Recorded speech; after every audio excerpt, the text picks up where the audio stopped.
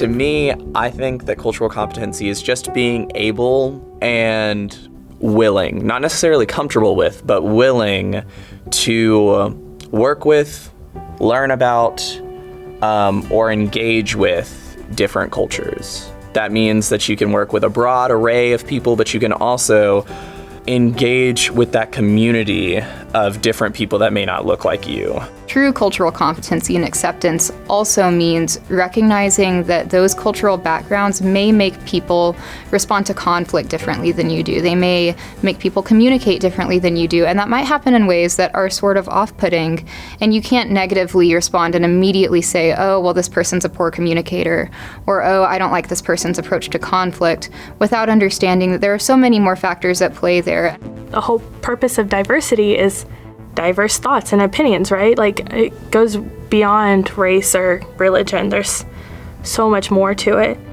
It's not always super comfortable. It's not always super fun to think, I did it this way my entire life. I thought that's how everybody did it. Well, that's a strategy that works for you, and that's awesome. And there's also different strategies that work for different folks. And it doesn't make either of them wrong. It just means that we experience things differently. People need to be aware that there isn't just one issue that somebody is facing or a certain group of people are facing. There's a lot of cultural groups that are continuing to face many issues. As long as you're having those open, honest conversations, I think that we are able to move the needle a little more forward, because then they might be interested or curious, like, okay, well, what is outside of the street that I live on or the town that I live in? And then they will start to come across people that look different from them, act different from them, eat different foods, and they might be more open to those things. I feel like it's so many of us is like stay in what makes us comfortable, stay in a little bubble of what makes us comfortable. And I can relate to that, needing that comfort. I can understand that, but at the same time, you cannot get to experience so many other people from so many different points of views if you don't get to step out of that comfort zone.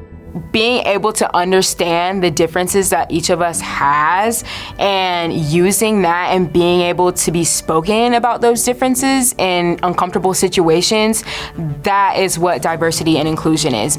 I really feel like that a single conversation can lead to a whole world of understanding.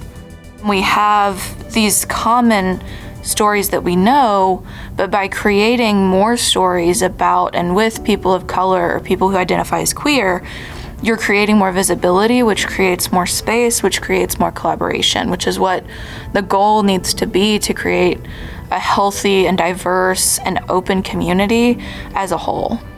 It's easiest to just share your experience and just make yourself vulnerable, and when people see that it's a safe space, then they're willing to share their experiences as well. The best way to become more inclusive is asking somebody about that, talking to somebody about their differences, and being willing to learn and educate yourself on somebody else's experiences, their culture. That's what creates a functioning world. If we all thought the same, we wouldn't have all these great inventions and ideas, right?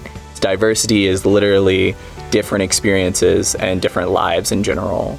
What led to us having different experiences? Was it purely our human control, or were there some societal impacts that were contributing to that? We really will be the generation that's gonna want to learn more, and that'll push others to learn and push others to question their beliefs.